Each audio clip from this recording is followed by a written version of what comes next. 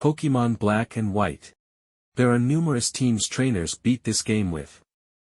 But I wanted to do it a bit differently, by only using one Pokémon, my favorite Pokémon from Generation 5, the Lillipup line. So I started up new game of Pokémon Black and White, chose Lillipup as my starter, battled my rivals, Cheiron and Bianca, and officially started my adventure. Throughout this adventure I will try not to grind a lot on wild Pokémon.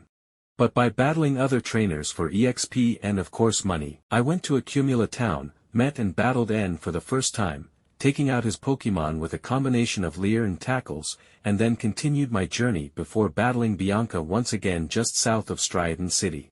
She wasn't a problem as my Lillipup took out her Pokémon with repeated bites. I then found Cheiron in a trainer school, took him on and obtained Oran Berries. I then headed straight to Dreamyard to obtain the gift Panpour Pokémon, where I immediately deposited it in the box before heading to the gym for my first badge. The first badge was pretty easy, as all I had to do was hit bite until the match was over. I did have to use a potion just to be safe and guarantee the victory. My first badge. I headed back to the Dreamyard. Met Team Plasma for the first time. Saw them beat up a Pokémon, battled them, and an important situation occurred. After my Lillipup's evolution, I headed west to be stopped by Bianca and Cheiron asking for help. I teamed up with Cheiron in Wellspring Cave to take on a gauntlet of Team Plasma grunts. After that fiasco, I was on my way to Nacrene City Gym to take on Lenora, obtaining my fresh water of course. With the combination of workup, cut and potions I thought that it was going to be an easy battle. Unfortunately, a high roll retaliate from Watchog cost me my first wideout. I had to get a bit stronger, so I trained in the wild area just west of Nacrene City, and tried my hand once again at Lenora.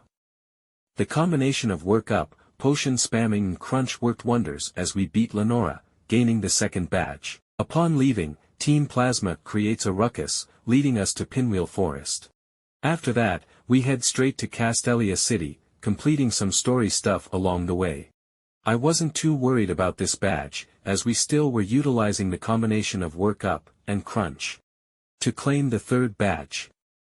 On my way to Nimbasa City I had an uneventful battle with Bianca and Cheiron. In Nimbasa City, I had a Ferris wheel date with N. I taught Dig to my now evolved Stoutland and gave it a soft sand for the next gym. I thought Elsa was going to be a tough match, but it was honestly a breeze, for the fourth badge. I met Cheiron, once again, stomping his dreams. Headed to Driftvale Cold Storage, and interrupted Team Plasma's meeting.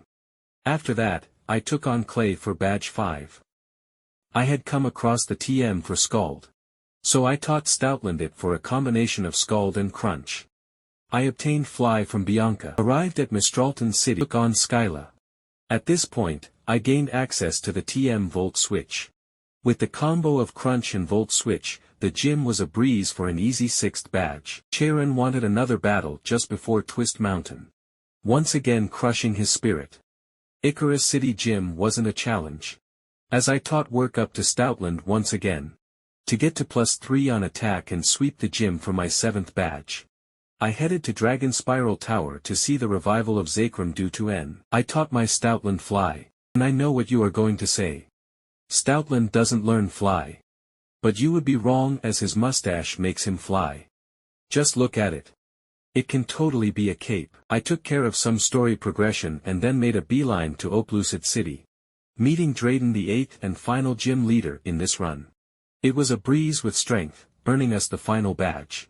For the E4, I thought taking on Marshall first would be a smart idea since he is the most difficult matchup for me. And boy was I right. Throw and Conkeldurr were easy to deal with, but Mienshao obliterated me for our 3rd wideout. I needed to re-evaluate my strategy for this. I went back to Route 6, picking up a silk scarf. And Route 18 for the HM waterfall. Given this newfound strategy, I took on Chantal first instead of Marshall, spamming Crunch for an easy first battle. Next up was Grimsley. Fly took out Scrafty. Waterfall took out Crocodile and Bishop. And Strength took out Leopard. So far so good. I gave Stoutland the Black Glasses item to boost Dark-type moves. Spamming Crunch was easy to take out Caitlyn.